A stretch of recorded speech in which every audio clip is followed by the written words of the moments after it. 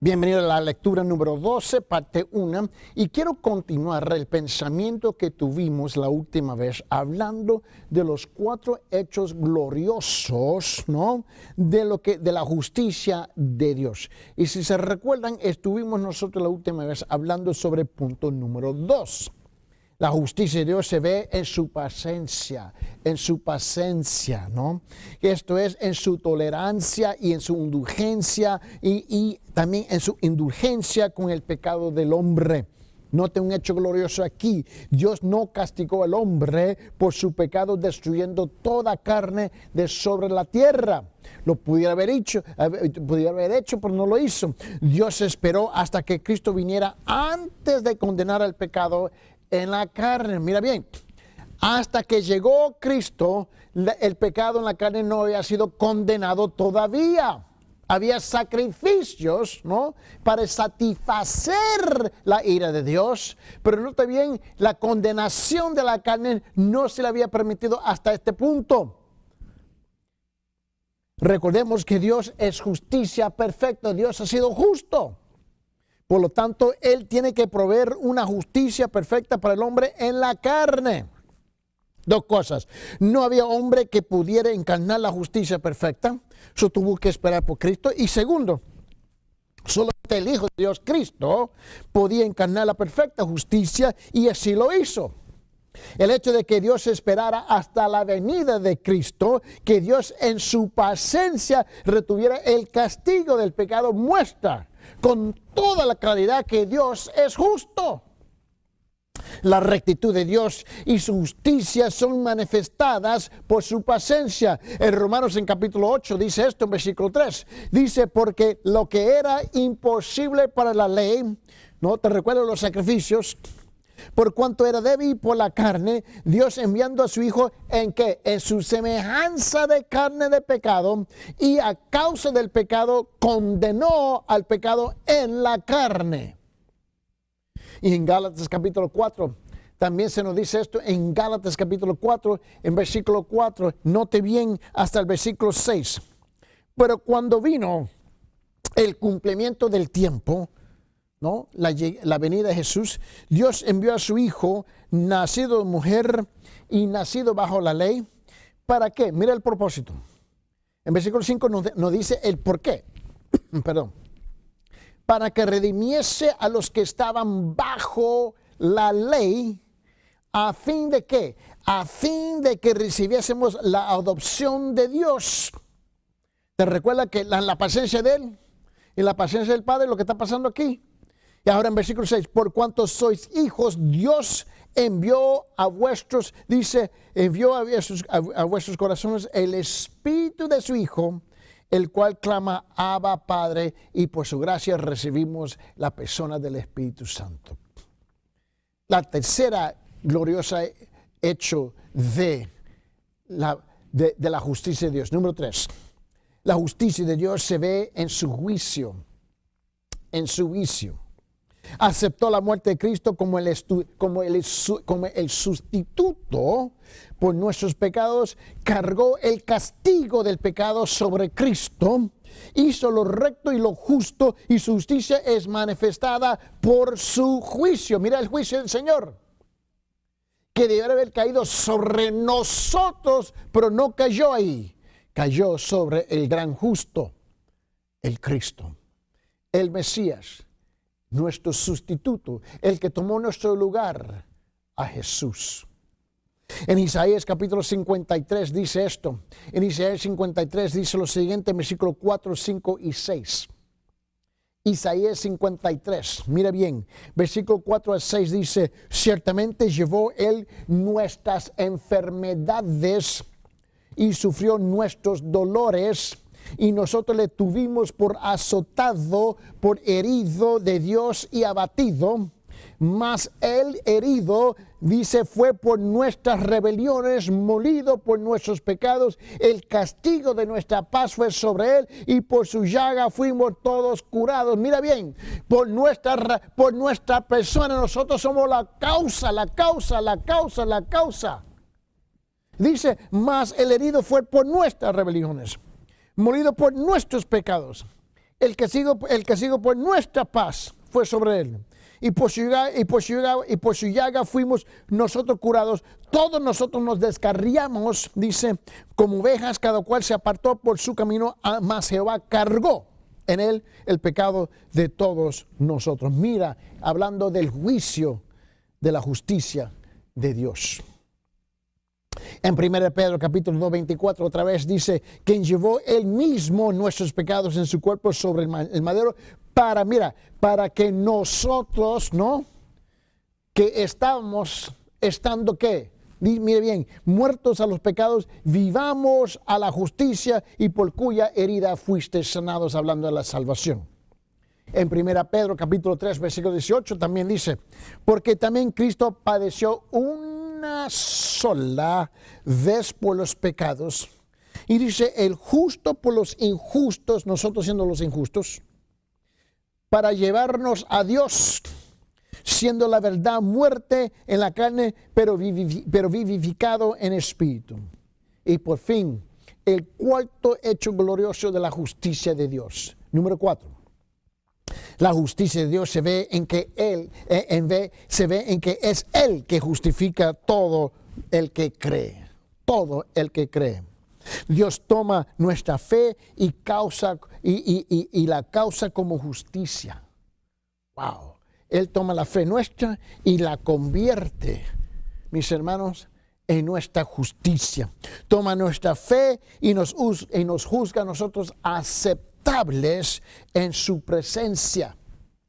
Ahora bien, todo hombre que piensa sabe que no es justo, puro, sabe que no es justo, sabe que no es puro, sabe que ni es santo ni carente de pecado. Yo no soy, ni lo pretendo en ningún sentido. El hecho de que Dios acepta la muerte de Cristo, el sacrificio por nuestros pecados y nos justifica, muestra una maravillosa verdad. Muestra que Dios es justo.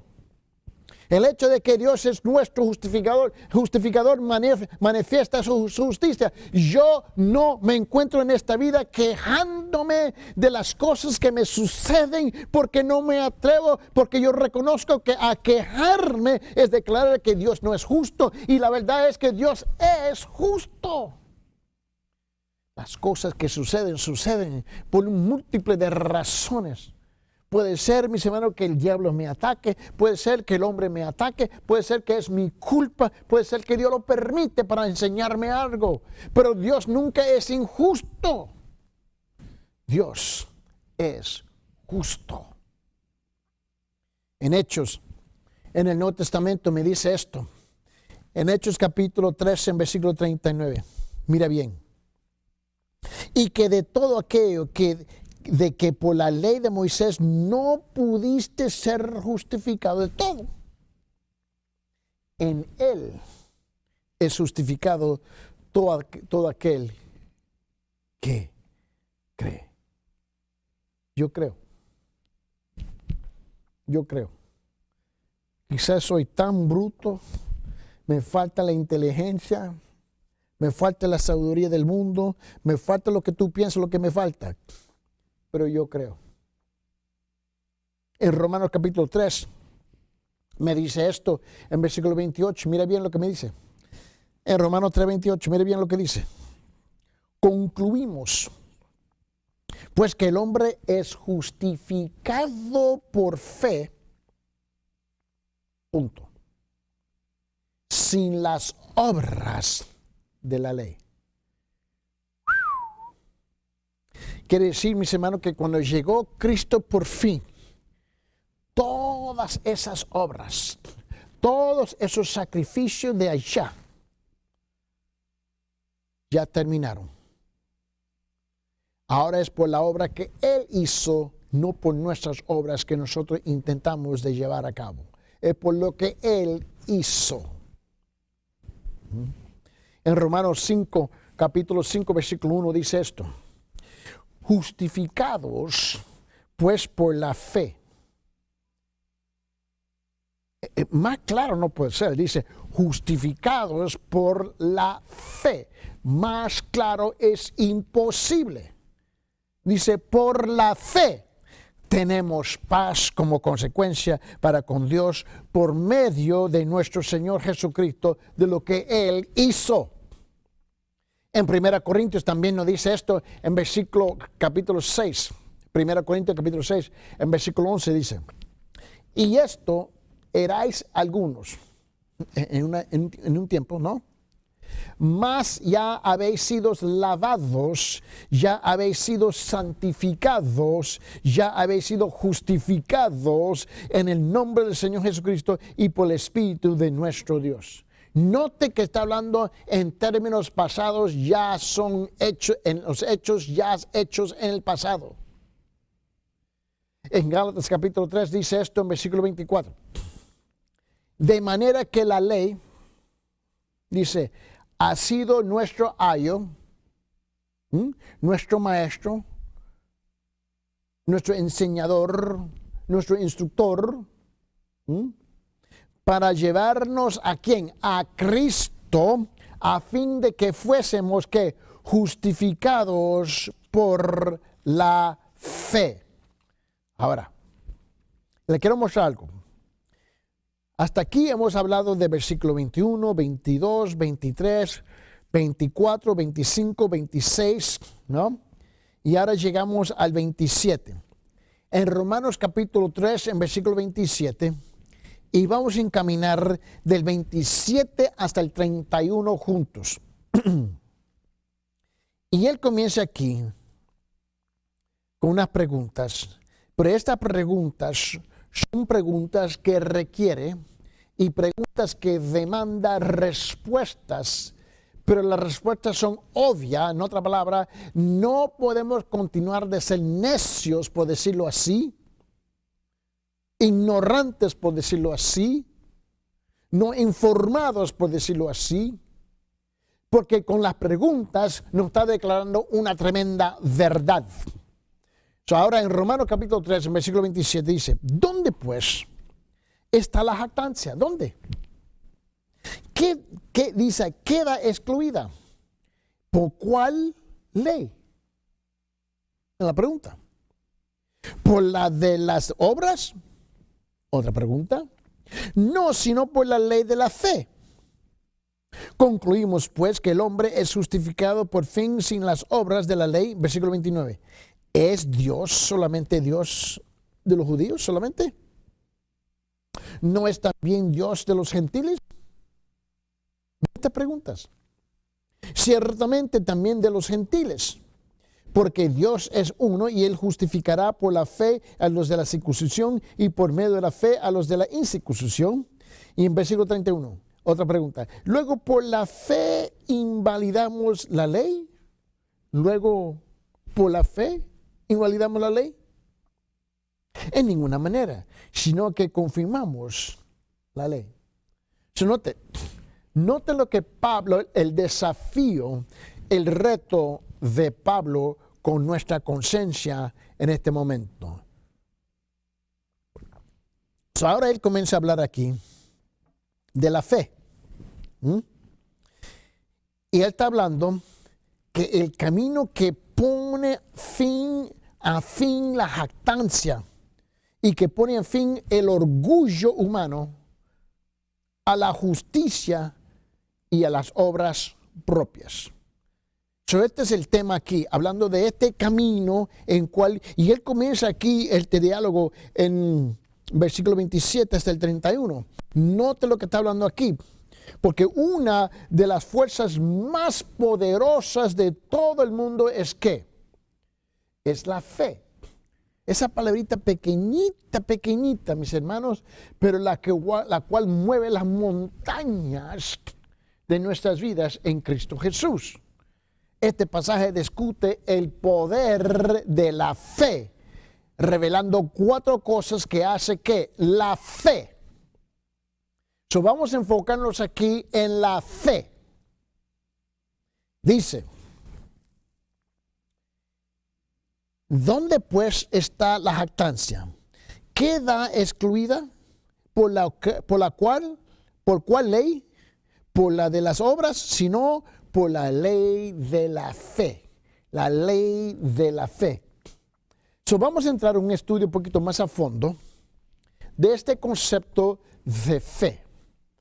Porque muchas veces hablamos de fe, le pedimos a la gente si tienen fe, o declaramos que tengo fe, pero muchas veces no estamos muy claros en qué contexto estamos hablando de este concepto de fe. So, permíteme mostrarle algo. Abre su Biblia en Juan capítulo 2. Y note bien, porque aquí Cristo entra en este diálogo, y se lo quiero mostrar en Juan capítulo 2.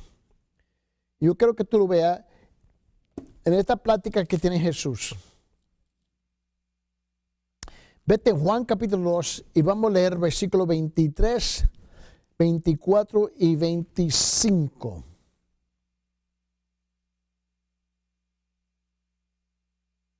No, perdón. Vamos a comenzar, porque este es un tema en el cual tenemos que estar seguros.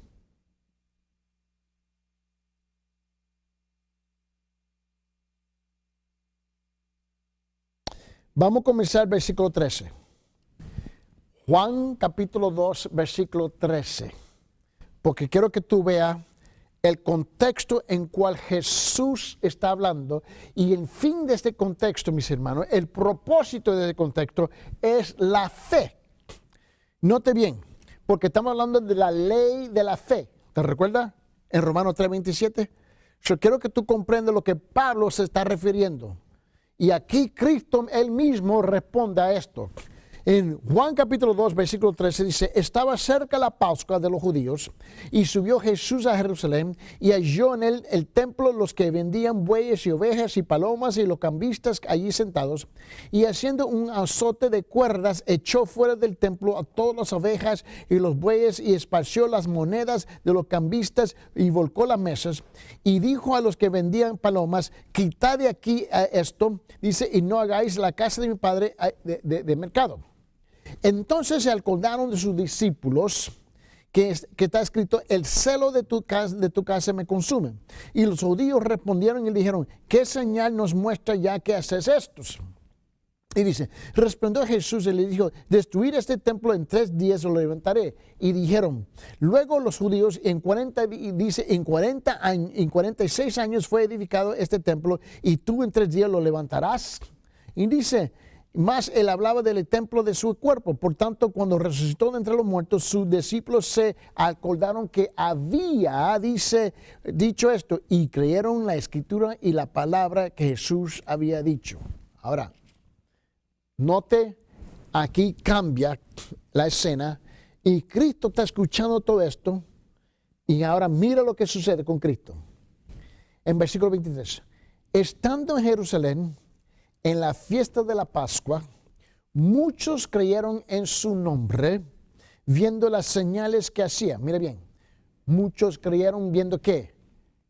No, ¿qué? Las señales de lo que hacía. Ese es el primer paso. Ahora, mire el segundo. En 24 dice, pero Jesús mismo no se fiaba, no se fiaba, mira lo que dice, bien, de ellos, porque conocía a todos. Cristo dice que él no confiaba en ellos tal como ellos confiaban en las señales que él hacía, no en él, pero en las señales que él hacía. Y luego 25, y no tenía necesidad de que nadie le diese testimonio del hombre, pues él sabía lo que había en el hombre. Ahora estamos hablando de lo que Cristo está hablando aquí, de la fe. En Romanos 3:27, Pablo nos hace las preguntas, ¿te recuerdas?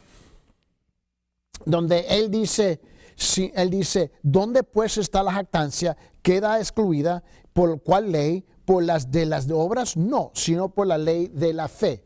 Note bien que aquí tenemos a Cristo, ¿no? Él va a demostrar de lo que está hablando Pablo. Creer, primeramente. Porque cuando hablamos, cuando una pregunta, si tiene fe, le estamos preguntando si creen. Vamos a intercambiar esas dos palabras, creer y fe, y unirlas. Y aquí la palabra creer es epituán, y epituán en griego, mis hermanos, es comprometerse. La palabra comprometerse se asemeja mucho a la palabra creer. Utilizamos estas dos palabras, estos dos conceptos muchas veces, lo intercambiamos. Esto nos da una imagen excelente de la fe salvadora, de lo que es la fe genuina o del tipo de fe que realmente salva a una persona. Una persona que cree se compromete completamente en el asunto. Hay 3 puntos que quiero compartir con ustedes, o por lo menos intentar de comenzarlo hoy en esta clase. Mira bien, 1, la fe salvadora no es un conocimiento mental.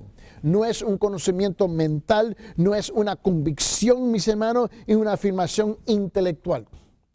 Obviamente la fe tiene que funcionar en la cabeza, pero no es, mis hermanos, no es un conocimiento mental, no es información. No es que yo estoy en una clase académica o estoy procesando la información intelectualmente exclusivamente. No es solo creer en el hecho de que Jesucristo es el Salvador del mundo. No es solo creer en la historia de que Jesucristo vivió en la tierra como el Salvador, a igual como George Washington, que vivió en la tierra como el presidente de los Estados Unidos durante su época. No es solamente eso. No es solo creer en las palabras y no solamente creer en las afirmaciones, por decirlo así, de Jesús, de la misma forma en que una persona podría creer en las palabras de George Washington. Y ese es el problema que nosotros tenemos que enfrentar hoy día. Cuando leemos y comprendemos lo que está hablando aquí, porque Jesucristo reconoció que ellos tenían un reconocimiento o un conocimiento intelectual. La segunda cosa es que la fe salvadora es creer en Jesús, en la persona de Jesús, en quién y qué es Él, no como una figura histórica, pero quién es Él y qué es Él, en que Él es el Salvador y el Señor de la vida. Es un hombre que le da y vuelve su vida a Jesús. Es un hombre que se torna a Jesús como Salvador y Señor. Si yo creo en quién Él es y que Él es, yo me comprometo, me entrego completamente en sus manos. Y ahora, si eso es cierto, todas mis obras no funcionan. Mis obras no tienen ningún significativo, porque es lo que Él dice en Romanos en capítulo 3, con ese versículo. Cuando Él le hace la pregunta en el versículo 27, dice, ¿dónde pues está la jactancia? ¿Dónde? ¿Queda excluida? Dice, ¿por la cual ley? ¿Por la ley de las obras? Si no, dice, no, sino por la ley de la fe.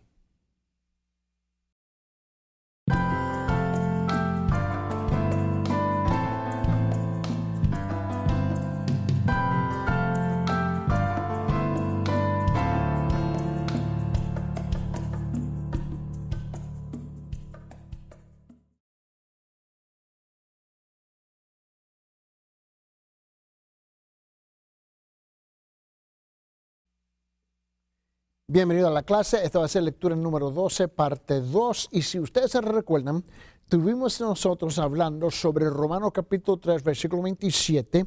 Y también ubíquese en Juan capítulo 2, de versículo 23, 24 y 25, simultáneamente.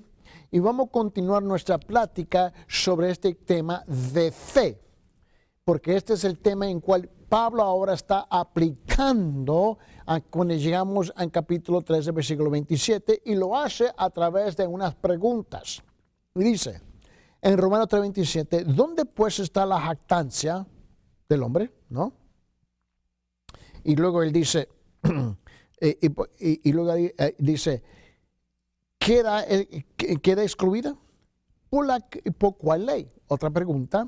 ¿Por la de las obras? No, hombre, dice, sino por la ley de la fe. La ley de la fe.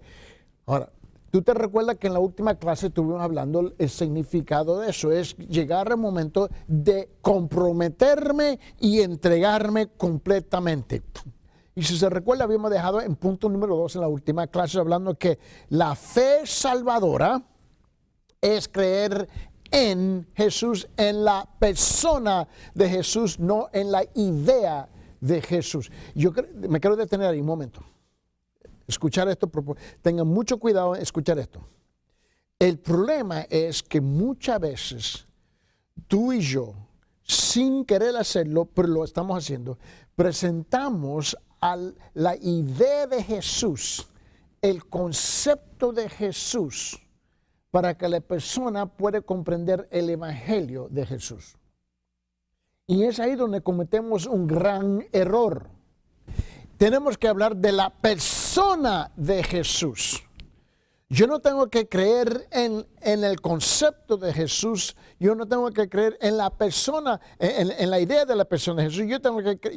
Lo que yo tengo que hacer es creer en Jesús, en la persona de Jesús. Y eso es el punto número 2, ¿no? La fe salvadora es creer en Jesús, en la persona de Jesús. ¿En quién y qué es? ¿En quién y qué es? Es Él. En que Él es el Salvador. Él es. Y el Señor le da vida a Él. Es un hombre que le da y vuelve su vida a Jesús. Cuando yo creo en Él, yo me entrego a Él. Es un hombre que se torna a Jesús como Salvador y Señor. No hay otro Salvador. Yo soy suficiente convencido, o si no bruto completamente, yo creo lo que dice la palabra de Dios. Yo lo creo. Él es el Salvador. No hay otro. No hay nada que yo puedo hacer en términos de obras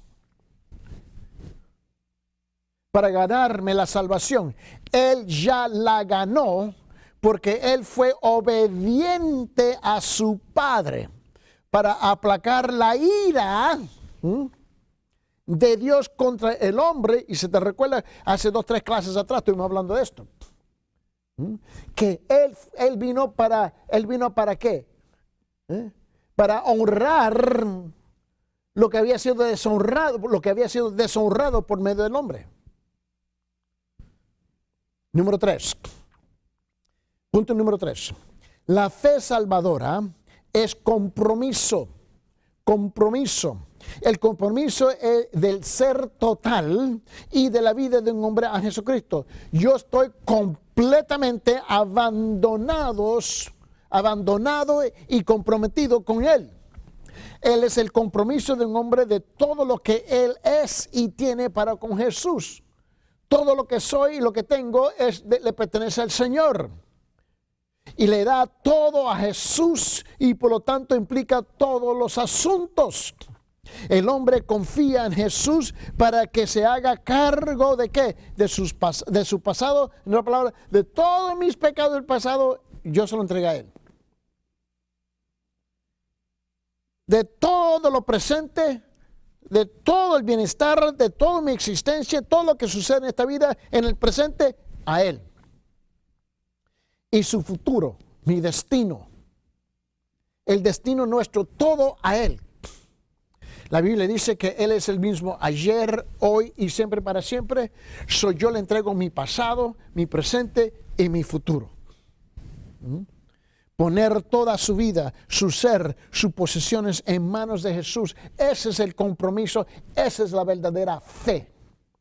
Se deja cuidar por Jesús confiando en Él con respecto a sus necesidades cotidianas y reconociéndolo en todos los aspectos de la vida. Yo lo tengo que reconocer a Él.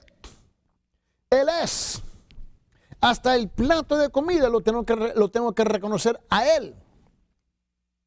Es sencillamente el compromiso de todo el ser de un hombre. Todo lo que es y tiene con Jesús. Todo lo que he sido, lo que soy, lo que voy a hacer es del Señor Jesús.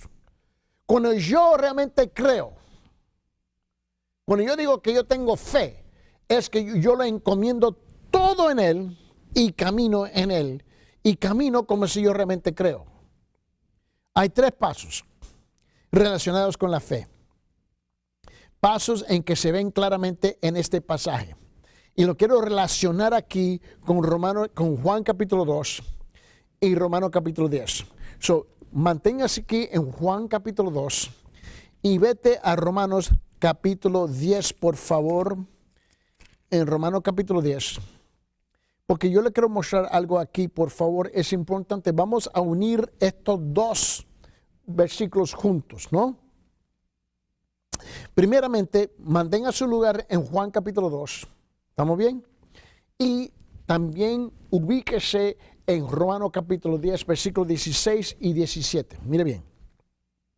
Mas no todos obedecieron el evangelio, pues Isaías dice, Señor, ¿quién ha creído a nuestro anuncio?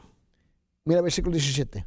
Así que la fe es por el oír y el oír por la palabra de Dios. Mantenga su lugar y fíjate lo que dice en Juan capítulo 2, versículo 23. Estando en Jerusalén la fiesta de la Pascua, muchos creyeron en su nombre viendo las señales que hacía. Ahora mira el versículo 24. Pero Jesús mismo no se fiaba de ellos porque conocía a todos. Tenga paciencia conmigo. Jesús dice, Él los conocía. Ellos, ¿no? Ellos creían, ¿no? En Juan capítulo 23, en su nombre. Creían en su nombre. ¿A causa de qué? Porque ellos, ¿qué? Vieron las señales que Él hacía, ¿no? Que Él hacía. ¿Te recuerdas? Es lo que dice ahí, ¿no es cierto? Creen en su nombre por las cosas que ellos vieron. Pero luego el siguiente versículo, en Juan 2:24, dice, pero, mire bien, Jesús mismo no se fiaba de ellos.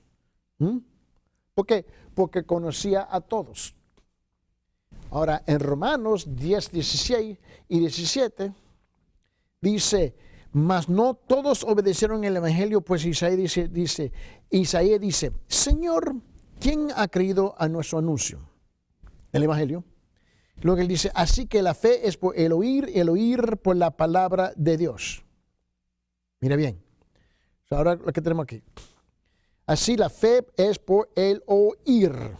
Tiene que escuchar. Un momento. Este concepto de oír es la razón por que nosotros proclamamos, testificamos, hablamos, abrimos la boca nuestra para que las palabras traspasen nuestros labios. El Espíritu de Dios convierte esas palabras y lo va depositando en el corazón de los oyentes, ¿no? Y ahora nosotros tenemos que responder qué vamos a hacer con esas palabras.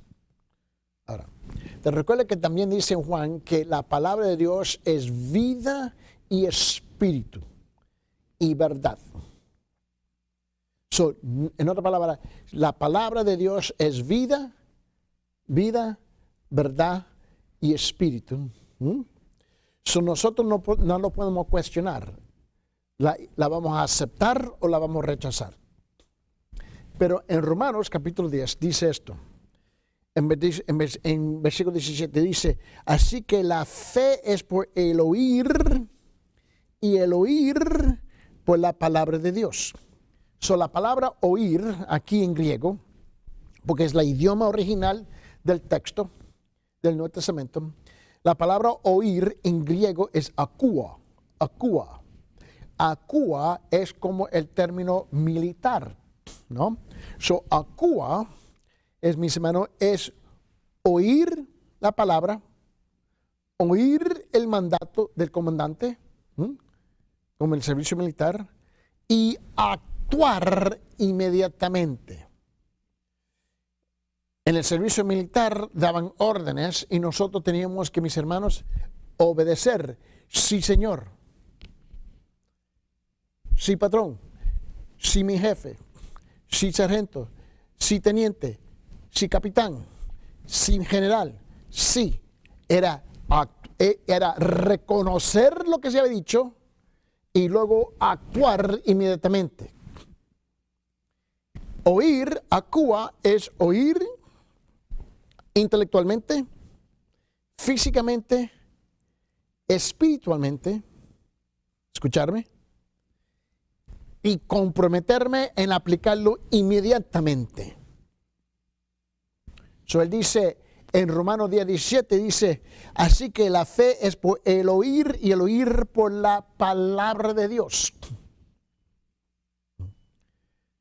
Quiero que note 3 pasos relacionados con la fe. Pasos que se ven claramente en este pasaje aquí en Romanos en capítulo 10, en versículos 16 y 17. 1. Está el paso de ver. Está el paso de ver. Aquí lo vemos en Juan 2:23.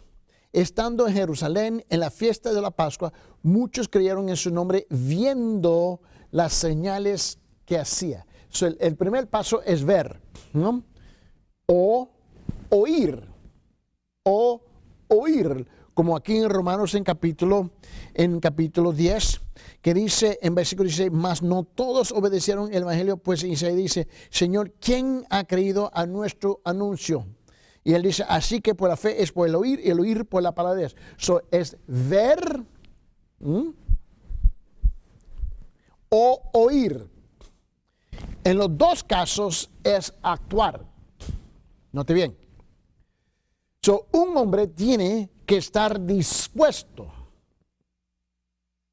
Un hombre tiene que estar dispuesto ¿a qué? A escuchar el mensaje de Cristo, que es la revelación de la verdad. Tiene que estar dispuesto a escuchar a Cristo, la revelación de la verdad, porque es lo que dice aquí en Romanos 10:16, dice, mas no todos obedecieron el evangelio, pues Isaías dice, ¿quién ha creído nuestro anuncio? Entonces, tú tienes que estar dispuesto a escuchar, ¿ves? O la palabra ocua, que es recibir y aplicar y actuar. El segundo paso. Está el paso del asentimiento mental. El asentimiento mental. Tú lo tienes que procesar lo que acabas de escuchar, lo que acabas de oír. Un hombre debe estar de acuerdo en que el mensaje es cierto, en que los hechos del caso son así y además. Te recuerda que dije que la palabra de Dios, ¿no? Te dije que es espíritu, verdad y vida, incuestionable. El hombre debe estar de acuerdo en que el mensaje es cierto, en que los hechos del caso son así además. Pero esto no es suficiente, no es solamente suficiente. El mero acuerdo no conduce a una acción. No solamente me pide estar de acuerdo con lo que yo acabo de escuchar, yo tengo que hacer algo con ella. Más de una persona sabe que algo es cierto, pero no cambia su comportamiento para que coincida con su conocimiento. Por ejemplo, un hombre sabe que comer demasiado es perjudicial para su cuerpo. Pero puede que siga comiendo demasiado. Y yo conozco un montón de comelones, incluyéndome. Está de acuerdo con la verdad y conoce la verdad, pero no hace nada al respecto. ¿De qué te sirve conocer la verdad? Puede que una persona crea y sepa que Jesucristo es el Salvador del mundo y sin embargo no haga nada al respecto, nunca tome una decisión de seguir a Cristo. ¿De qué te vale saber eso? Yo tengo bastante amigos, conocidos y familia que saben intelectualmente, pero no hacen nada con esa información. Este hombre todavía no tiene fe. No el tipo de fe que habla la Biblia. Por esa razón, Cristo dijo en Juan capítulo 2:23, dijo, estando en Jerusalén en la fiesta de la Pascua, muchos creyeron en su nombre, viendo las señales que hacían, pero Jesús en versículo 24 dice, mismo no se fiaba de ellos. ¿Por qué? Dice, porque conocía a todos. Y es una de las frustraciones más grandes que podemos tener como creyentes. amigos, conocidos, vecinos y nuestra familia propia hacen así intelectualmente, por adentro hacen así, lo rechazan.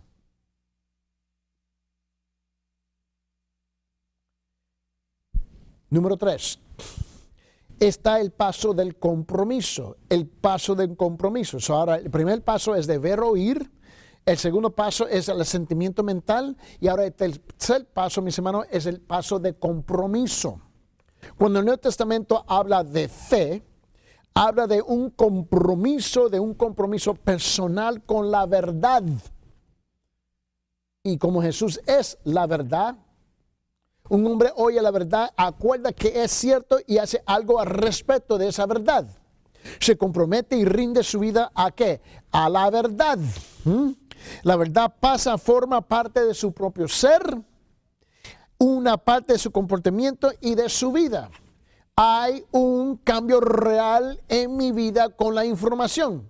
La ley me dice que no debe correr más de la velocidad en la autopista y dice que debo caminar 65 y si yo arranco a 90 me tomo riesgo de matarme y matar a otros. Me dice que yo tengo que ponerme el cinturón para manejar el automóvil, ¿no? Es lo que me dice. Yo lo tengo que hacer. ¿Y qué es lo que hago? Automáticamente me comprometo porque no solamente he visto, no solamente he escuchado, no solamente he hecho un asentimiento mental para comer, que es, tú sabes que yo lo creo, ¿por qué? Porque automáticamente me pongo ¿qué? El cinturón. Tiene que resultar en un hecho. Regresamos a Romanos capítulo 10, todavía hablando de fe. Y dice esto. Dice en versículo 16, 17, mas no todos obedecieron el evangelio, pues Isaías dice, Señor, ¿quién ha creído a nuestro anuncio? Y dice, así que la fe es por el oír y el oír por la palabra de Dios. Ahora, hablando de la salvación, hablando de creer y hablando de oír. Acá vamos a hablar de Juan capítulo 2, en 23, 22, 23, 24. Ahora estamos de nuevo en Romanos 10, en 16, 17. Y vamos a combinar las dos cosas como ya lo hemos hecho. Las escrituras dicen que el evangelio es universal. Es universal. Isaías dice que muchos judíos no han creído el anuncio, el mensaje de Dios. Miren lo que dice en Isaías 53, versículo 1. ¿Quién ha creído a nuestro anuncio y sobre quién se ha manifestado el brazo de Jehová? Es la pregunta que está haciendo Isaías.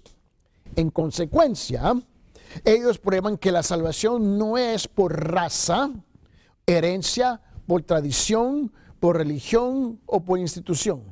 Isaías está bien claro que los judíos no pueden ser salvos por medio de su raza, No pueden ser salvos por medio de su herencia, no pueden ser salvos por medio de su tradición o ni siquiera por su religión o ni siquiera por la institución del judaísmo, ni por las obras establecidas por la nación judía o por otro pueblo. Note una segunda cosa.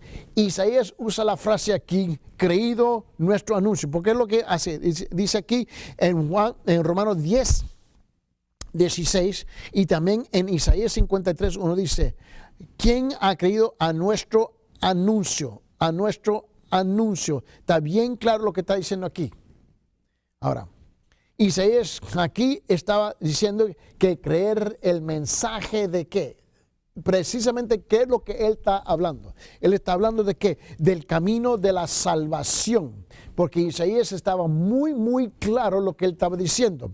Mira, el mensaje debía estimular ¿de qué? La fe. Hay tres pasos, mis hermanos, comprendidos en la fe. Hay tres pasos comprendidos en la fe. El primer paso, te recuerda en la última vez, hablando es el oír. El oír, ¿no? El hombre debe estar dispuesto a oír el mensaje de Cristo. El problema es que muchos no están dispuestos. En Mateo, y vamos a revisar varios versículos juntos. Note bien conmigo aquí en Mateo, en capítulo 13, en versículo 16. Pero bienaventurados vuestros ojos, porque ven, y dice que, y vuestros oídos, lo que dice aquí bien claro, y vuestros oídos, lo que dice bien claro aquí, porque oyen. La pregunta es, ¿sus oídos funcionan? ¿Por qué no oyes? Si te lleva un médico para hacerte un examen audifónico, es cierto que va a descubrir que tú puedes escuchar bien.